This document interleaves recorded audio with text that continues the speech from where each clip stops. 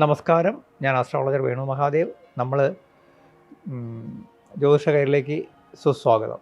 നമ്മളെല്ലാവരും ഇന്ന് ഒരു പുതിയ വീഡിയോയിലേക്ക് വരുന്നത് 2026 അസ്ട്രോളജിക്കൽ പ്ലാനിംഗ് ആണ്. ജ്യോതിഷപരമായിട്ട് നമ്മളെ ലൈഫ് എങ്ങനെ ട്യൂൺ ചെയ്യാം, അതായത് നമ്മൾ ജ്യോതിഷപരമായിട്ട് മീനക്കൂറുകാർ എന്തൊക്കെ ചെയ്താൽ ജീവിതം ഈ വർഷം നന്നായി സ്മൂത്തായി പോകും, എന്തൊക്കെ ചെയ്യാൻ പാടില്ല, ഇതാണ് അതിൻ്റെ ഒരു വിഷയം. അപ്പോൾ അവിടെ നമ്മൾ മീനക്കൂറെന്ന് പറയുമ്പോൾ നിങ്ങൾക്ക് എല്ലാവർക്കും അറിയാം, പൂരിട്ടാതിയുടെ അവസാന പാദം, ഉത്രട്ടാതി രേവതി. ഈ നക്ഷത്രക്കാരെ സംബന്ധിച്ച് ഇപ്പോൾ ഏഴര ശനിയുടെ രണ്ടാമത്തെ ഘട്ടം, അതായത് ജന്മശനി നടക്കുന്ന സമയമാണ്. അപ്പോൾ ജന്മശനി ഒരു പ്രശ്നമുള്ള ജന്മശനിയിൽ നമുക്ക് ശാരീരിക ക്ലേശങ്ങൾ, പല കാര്യങ്ങളിലും മന്ദത, അലസത, മാനസിക വിഷമങ്ങളൊക്കെ വരാം, ഇല്ലെന്നൊന്നും പറയാൻ പറ്റില്ല. പക്ഷേ എന്ത് ചെയ്യണം, അതിനെ അതുപോലെ തന്നെ ഈ അപ്രതീക്ഷിതമായി പുതിയ സൗഹൃദങ്ങൾ, ബന്ധങ്ങളൊക്കെ വരാം, സോഷ്യൽ മീഡിയ വഴി അല്ലാതെയൊക്കെ. അതുപോലെ തന്നെ നമുക്ക് യോജിക്കാത്ത രീതിയിലുള്ള ചില ബന്ധങ്ങൾ, അത് ആൾക്കാരെ നമുക്ക് പിന്നീട് തിരിച്ചറിയാൻ പറ്റുള്ളൂ. അപ്പോൾ എന്ത് ചെയ്യണം, അങ്ങനെ വരുന്ന എല്ലാത്തിലും വളരെ നിരീക്ഷിച്ച് ഒന്നിലും നമ്മൾ വിശ്വസിച്ച് മുന്നോട്ട് പോകരുത്. കുറച്ചൊരു സൂക്ഷ്മ നിരീക്ഷണം നടത്തിയേ മുന്നോട്ട് പോകാവും. ആരോഗ്യ പ്രശ്നങ്ങൾ ചെറുതായിട്ട് വന്നാൽ തന്നെ ഉടനെ തന്നെ നമ്മളതിന് ഹെൽത്ത് വൈസ് നല്ല ഇമ്മ്യൂണിറ്റിക്ക് വേണ്ട കാര്യങ്ങൾ ചെയ്ത് ഡോക്ടറെ കൺസൾട്ട് ചെയ്ത് തന്നെ പോകണം. ഒന്നും മാറ്റി വയ്ക്കാൻ തോന്നും. മന്ദത നമ്മളെ നന്നായിട്ട് ബാധിക്കുന്ന കാലമാണ്. ഇതിന് ഏറ്റവും നല്ലൊരു എളുപ്പ പരിഹാരം എന്ന് പറയുന്നത് കാക്കയ്ക്ക് ഭക്ഷണം കൊടുക്കുക.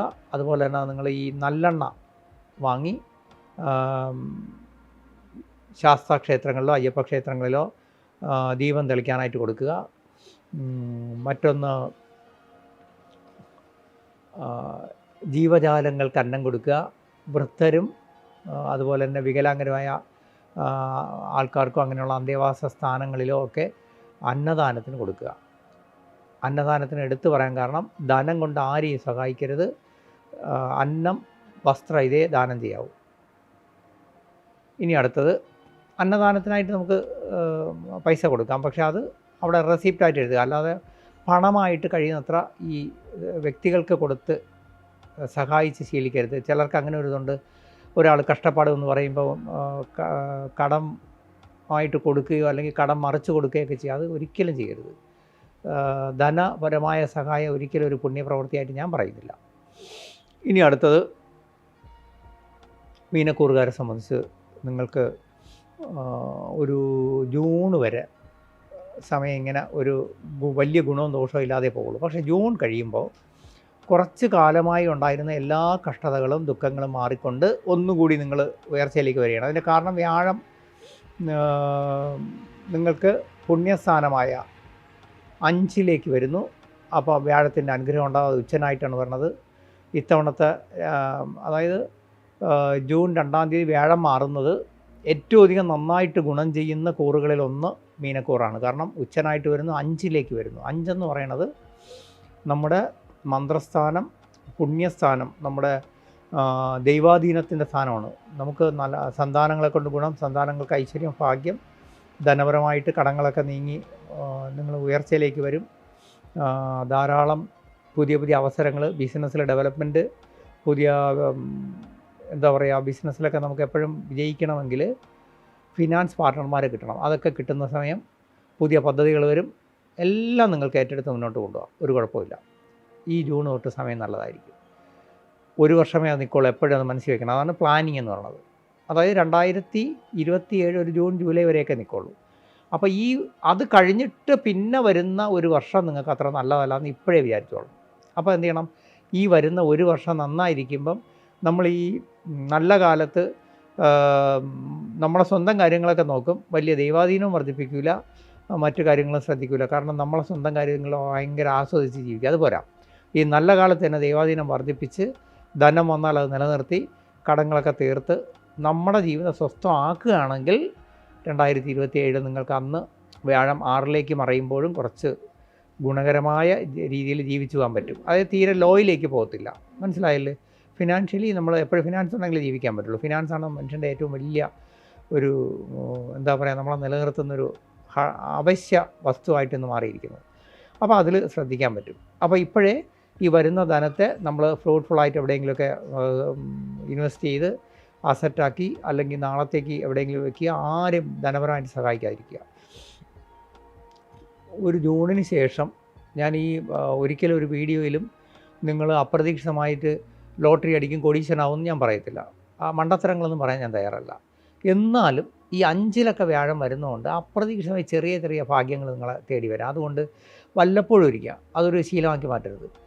ഈ ഒരു വർഷം നിങ്ങൾക്ക് ജൂൺ തൊട്ടങ്ങോട്ടുള്ള ഒരു വർഷത്തിൽ അപ്രതീക്ഷിതമായി എവിടെയെങ്കിലും യാത്ര ചെയ്യുമ്പോൾ നിങ്ങൾക്ക് ഭാഗ്യം വരണമെങ്കിൽ നിങ്ങൾ ഒരു വർഷത്തിൽ 1-2 ലോട്ടറി എടുത്താലും ഭാഗ്യം ഉണ്ടെങ്കിൽ നിങ്ങൾക്ക് നിങ്ങളെ ജാതകാലം കൂടെ ഉണ്ടെങ്കിൽ അത് അനുഭവത്തിൽ വരും. ചെറിയ ഭാഗ്യങ്ങളൊക്കെ വരാം, വലിയ ഭാഗ്യമൊന്നും ഞാൻ പറയില്ല. മറ്റൊന്ന്, നിങ്ങൾ ഒരിക്കലും കിട്ടുകയില്ല എന്ന് വിചാരിച്ച് ഉപേക്ഷിച്ചിട്ടിരുന്ന, അല്ലെങ്കിൽ ഇനി കിട്ടുകയില്ല എന്ന് പറഞ്ഞ് എഴുതിത്തള്ളിയ ധനം ചിലപ്പോൾ അപ്രതീക്ഷിതമായിട്ട് നിങ്ങൾക്ക് തിരിച്ചു കിട്ടാൻ സാധ്യതയുണ്ട്.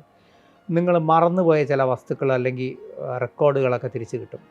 നിങ്ങൾക്ക് വളരെ പണ്ട് നിങ്ങളോടൊപ്പം പഠിച്ചതോ നിങ്ങളുമായിട്ട് നല്ല സൗഹൃദം ഉണ്ടായിരുന്നു ഇപ്പോൾ എവിടെയാണെന്ന് പോലും അറിഞ്ഞുകൂടാത്ത നിങ്ങൾ ആത്മാർത്ഥ സുഹൃത്തുക്കളൊക്കെ ബന്ധുക്കളൊക്കെ ഇപ്പോൾ തേടി വരാൻ സാധ്യതയുണ്ട്. അവരുമായിട്ടുള്ള സൗഹൃദമൊക്കെ നിങ്ങൾക്ക് മാനസികമായിട്ട് നല്ല ഉല്ലാസം തരും. നിങ്ങൾക്ക് മറ്റൊന്ന്, ഈ ഒരു വർഷം ശ്രദ്ധിക്കേണ്ടതെന്ന് വെച്ച് കഴിഞ്ഞാൽ നിങ്ങളെ സംബന്ധിച്ച് നിങ്ങൾക്ക് 2 കാര്യങ്ങൾ. ഒന്ന്, നമ്മൾ ഈ പറഞ്ഞ പോലെ ധനവും ഐശ്വര്യവും വരുന്നതൊക്കെ അവിടെ നിൽക്കട്ടെ, അതിലുപരി നമ്മുടെ കുടുംബ ജീവിതത്തിൽ കുറച്ചുകൂടി ശ്രദ്ധ പുലർത്തണം. അതായത് ആവശ്യമില്ലാതെ ആരെയും പിണക്കാതിരിക്കുക, ക്ഷമ പുലർത്തുക, വാക്കിലും പ്രവൃത്തിയിലും സംയമനം പുലർത്തുക. കാരണം ആരെയും നമുക്ക് നന്നാക്കി എടുക്കാൻ പറ്റത്തില്ല. അതാണ് അതിൻ്റെ ഒരു സൈക്കോളജി. ഈ ലോകത്ത് കാരണം ഓരോ വ്യക്തിയും അവരുടെ പാരമ്പര്യമായിട്ടും അവരുടെ എന്താ പറയുക, പൂർവികമായിട്ടും കിട്ടിയ, അതുപോലെ തന്നെ അവരുടെ ജനറ്റിക്കലി കിട്ടിയ, അവർ വളർന്നു വന്ന സാഹചര്യങ്ങളിൽ നിന്ന് കിട്ടിയ ആ ഒരു ബിഹേവിയർ പാറ്റേൺ അവരിലേക്ക് കാണും. അത് നമുക്കൊന്നും ചെയ്യാൻ പറ്റില്ല, അങ്ങനെയാണ്. 1 കോടി മനുഷ്യരുണ്ടെങ്കിൽ അവരുടെ മനസ്സും അവരുടെ ബിഹേവിയർ പാറ്റേണും 1 കോടി രീതിയിൽ ഡിഫറൻറ്റ് തന്നെ ആയിരിക്കും. അപ്പോൾ അത് നമ്മൾ അക്സെപ്റ്റ് ചെയ്തുകൊണ്ട് ആരെയും നന്നാക്കാൻ നോക്കണ്ട. നമ്മൾ സ്വസ്ഥമായിട്ട് ഇടപഴകാവുന്നിടത്ത് ഇടപഴകി ബാക്കി അങ്ങ് വിടുക. ആരോടും വഴക്കുണ്ടാക്കിയിട്ടൊന്നും പോകരുത്. കുറച്ച് ആ ഒരു കാര്യത്തിൽ ശ്രദ്ധിക്കണം. ഈ പിണക്കങ്ങൾ, ദാമ്പത്യ പിണക്കങ്ങളൊക്കെ വരാൻ സാധ്യതയുണ്ട്. ആത്മാർത്ഥ ബന്ധുക്കളായിട്ട് പിണങ്ങാതെ സൂക്ഷിക്കുക. ഇതൊക്കെ ചെയ്യണം. കാരണം ആരാണ് എപ്പോൾ നമ്മളെ സഹായിക്കുമെന്ന് അറിയാൻ പറ്റില്ലേ. അങ്ങനെയുള്ളൊരു കാലത്തിലേക്കാണ് നമ്മൾ ഇനി അങ്ങോട്ട് പോകുന്നത്. മറ്റൊന്ന്, നിങ്ങളെ സംബന്ധിച്ച് സന്താനങ്ങളെ കൊണ്ട് ഗുണം, സന്താനങ്ങളെ കൊണ്ട് അഭിവൃദ്ധിയൊക്കെ ഞാൻ പറഞ്ഞു. അവർക്ക് പുതിയ പഠനങ്ങൾക്ക് പോകാം. അതുപോലെ തന്നെ ബുദ്ധിപരമായിട്ട് തീരുമാനങ്ങളെടുത്ത് മുന്നോട്ട് പോയാൽ വിജയിക്കുന്നൊരു വർഷമാണ്. അപ്പം തീരുമാനം എടുക്കുമ്പോൾ ഏറ്റവും ആത്മാർത്ഥമായി നമ്മളെ വെൽവിഷേഴ്സുമായിട്ടും കൂടെ ഒന്ന് ആലോചിച്ച് തീരുമാനങ്ങളെടുത്ത് പോയാൽ ഈ വർഷം പല കാര്യങ്ങളും നിങ്ങൾക്ക് തീരുമാനം എടുക്കേണ്ടി വരും. നിങ്ങളുടെ വിവാഹങ്ങളുടെ തടസ്സം നീങ്ങും. സൗഹൃദങ്ങളും പ്രണയവും വിജയിക്കും. നിങ്ങൾക്ക് പുതിയ അതായത് നിങ്ങളെ സഹായിക്കാൻ പറ്റുന്ന കഴിവുറ്റ പുതിയ സൗഹൃദങ്ങളും ബന്ധങ്ങളും ഉണ്ടായി വരും.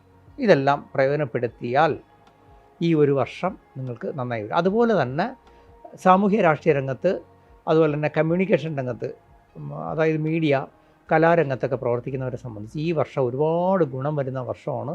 നിങ്ങൾക്ക് ചേഞ്ച്, ജോലിയിലോ അല്ലെങ്കിൽ നിങ്ങളുടെ പ്രസ്ഥാനത്തിലോ ഒക്കെ ചേഞ്ച് വരുത്താൻ പറ്റും. നിങ്ങളുടെ പുതിയ തീരുമാനങ്ങൾ എടുക്കാം. യുക്തിയും ബുദ്ധിയും അപ്ലൈ ചെയ്ത് ജീവിതം വിജയിപ്പിക്കാൻ പറ്റുന്ന, അതായത് ലൈഫിൽ ഒരുപാട് ചേഞ്ച് വരുന്നൊരു വർഷമാണ്. അത് ഉപയോഗപ്പെടുത്തുക. എങ്കിൽ ഈ വർഷം വിജയിക്കും. ഈ വീഡിയോയുടെ താഴെ എൻ്റെ വാട്സപ്പ് നമ്പറുണ്ട്. സംശയങ്ങൾക്ക് വാട്സപ്പ് ചെയ്തിരുന്നാൽ മതി. കോൾ ഞാൻ അധികം അറ്റൻഡ് ചെയ്യാറില്ല. തീർച്ചയായിട്ടും നമുക്ക് നിങ്ങൾ തരുന്ന ലൈക്കും സബ്സ്ക്രിപ്ഷനും അതിന് എത്രത്തോളം നന്ദി നിങ്ങളോട് പറഞ്ഞാലും അത് ഒരു നന്ദിയെന്ന് പറഞ്ഞാൽ പോരാ. അത്രയ്ക്ക് സ്നേഹവും കടപ്പാടും എനിക്കുണ്ട്. തീർച്ചയായിട്ടും ജ്യോതിഷ കൈരളിക്ക് ഇന്ന് തരുന്ന ഈ സപ്പോർട്ട് എന്നും ഉണ്ടാവണം. എൻ്റെ പ്രാർത്ഥനയുണ്ടാവും. ഹരേ കൃഷ്ണ. എല്ലാവരും നന്നായി വരട്ടെ. ഹരേ കൃഷ്ണ.